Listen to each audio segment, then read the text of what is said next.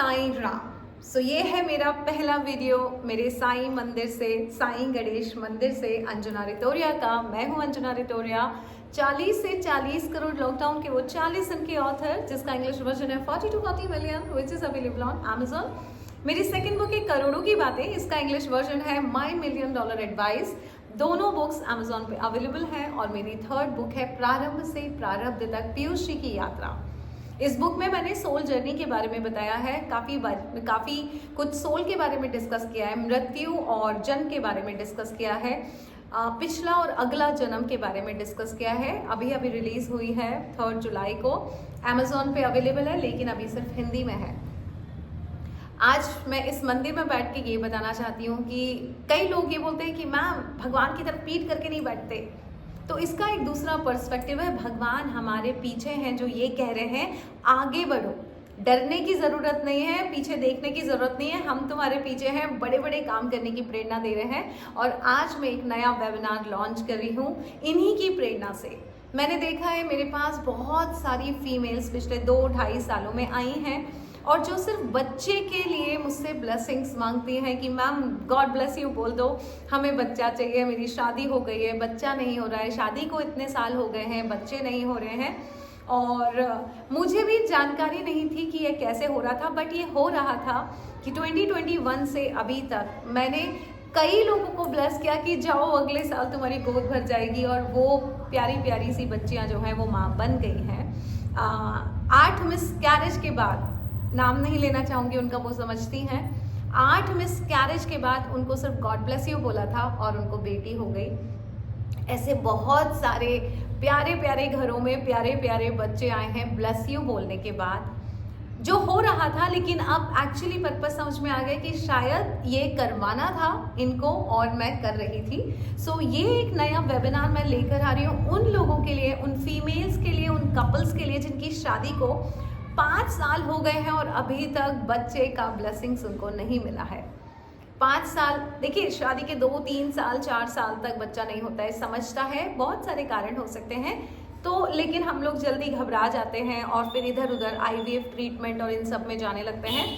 अगर 5 साल तक आपकी शादी हो गई है और बच्चा नहीं हुआ है, तो क्या कारण है, क्या वजह है? इन सारी वजहों को लेके मैं आपसे बात करना चाहती हूँ, गर्भ संस्कार की बातें।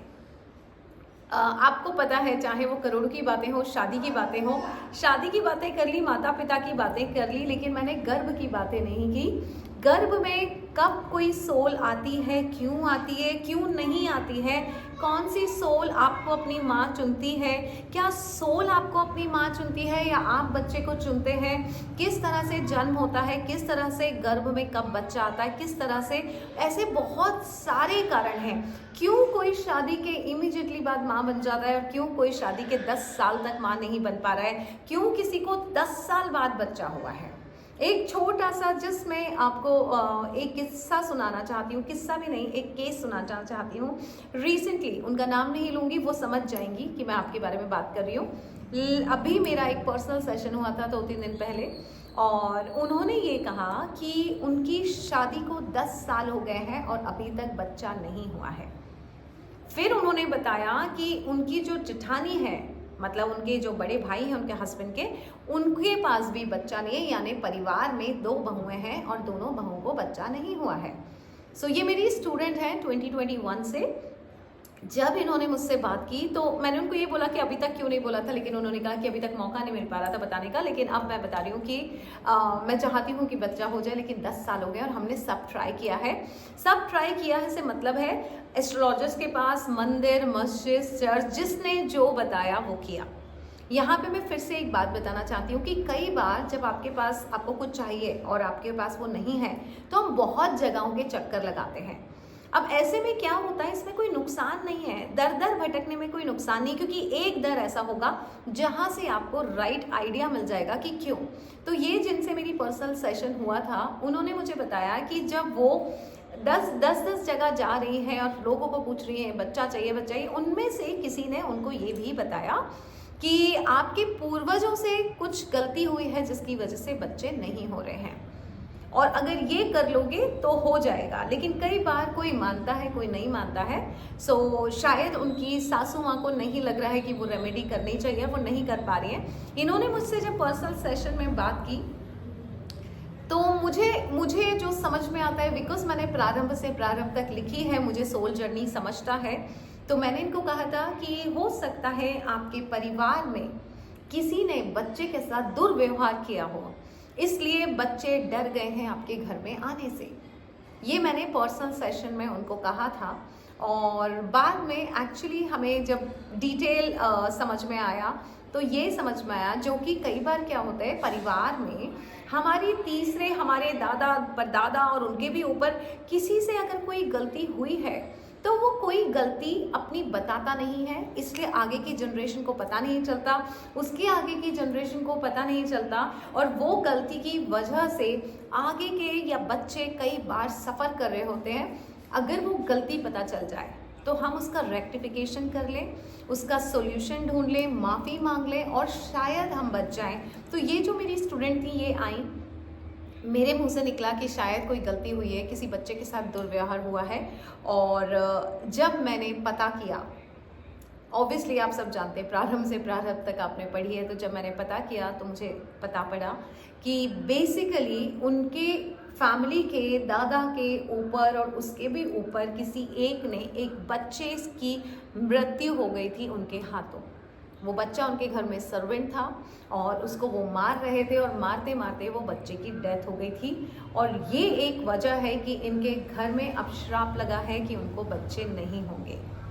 जब मैं इनसे पर्सनल सेशन पे बात करी थी, इन्होंने ये भी कहा कि मैम हमें बहुत लोग बता चुके हैं ऐसा, और कहा जा रहा है कि ये एक रेमेडी कर लो, लेकिन हमारी मदर इन लॉ नहीं मान रही है, इसलिए हम नहीं कर पा रहे।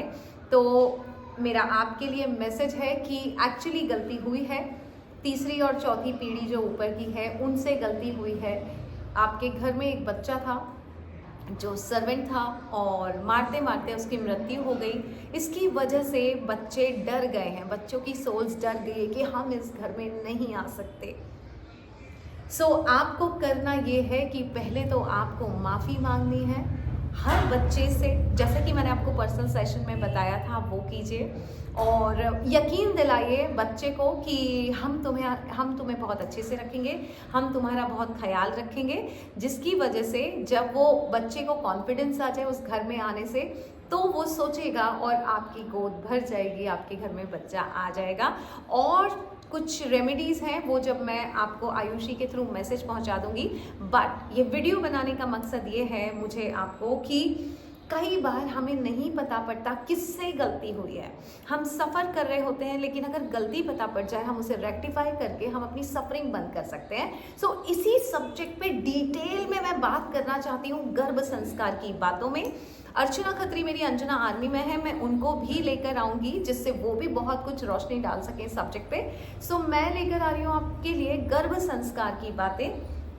अगस्त में लेकर आऊँगी, डेट और टाइम आपको आयुषी बता देगी बहुत जल्दी। आज मुझे बस थॉट आई कि मुझे ये लेना है तो मैं लेना चाहती हूँ। अगर आपकी शादी को 5 साल हो गए हैं और बच्चे की ब्लेसिंग्स नहीं मिली है तो मुझे ऐसा लगता है कि एक बार आप वो वेबिनार ज्वाइन करें जिससे मैं आपको डिटेल में समझा सकूँ कि क्या क्या किया जा सकता है और हम वो गलतियों को रेक्टिफाई करके और बच्चे से ब्लेस हो सकते हैं और घर में बच्चों की किलकारियाँ आ सकती हैं, खुशियाँ चहक सकती हैं और महक सकती हैं। सो मिलती हूँ मैं आपसे गर्भ संस्कार की बातों में अर्चना खत्री के साथ, और हम इस सब्जेक्ट पे डिटेल में बात करेंगे। आयुषी से बात कर लीजिए 8433558905 पे। Thank you so much and God bless you. Om Sai Ram.